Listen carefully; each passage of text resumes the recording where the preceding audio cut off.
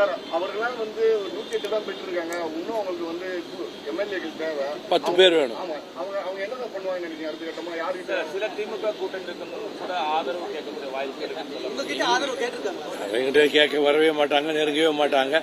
அந்த எண்ணமே வராது. நாங்க மிக உறுதிப்பாட்டோடு திமுக கழகத்தோடு இருக்கக்கூடியவர்கள், தொடர்ந்து இருக்கின்றவர்கள். யாரும் இந்த கூட்டணி இருக்கக்கூடிய எந்த கட்சியோடும் தொடர்பு வைக்கவில்லை, தொடர்பு வைத்ததாக தெரியவில்லை, தொடர்பு வைக்கவும் முடியாது. யாரும் இதிலே இருந்து அசைகின்ற யாரும் எந்த கட்சியும் இந்த கூட்டணியிலே இல்லை. தேர்தல் முடிவுகள் என்ன உணர்ந்து நீங்க நீண்ட காலமா தேர்தல் அரசியல் இருக்கீங்க, இப்படியான ஒரு ரிசல்ட் தமிழ்நாட்டு பொதுமக்கள் பார்க்காத வகையில் இருக்கு, அதை எப்படி பார்க்கணும்? மக்கள் தீர்ப்பு என்பது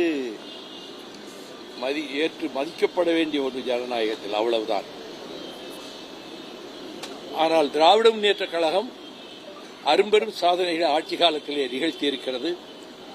அவற்றை தொடர வேண்டிய கடமை ஒருவேளை அரசு அமைக்கின்ற கட்சிக்கு இருப்பதால் அவர்கள் தொடர்வார்களா என்பதும் தொடர வேண்டும் என்பதும் என்னுடைய கருத்தாகும்.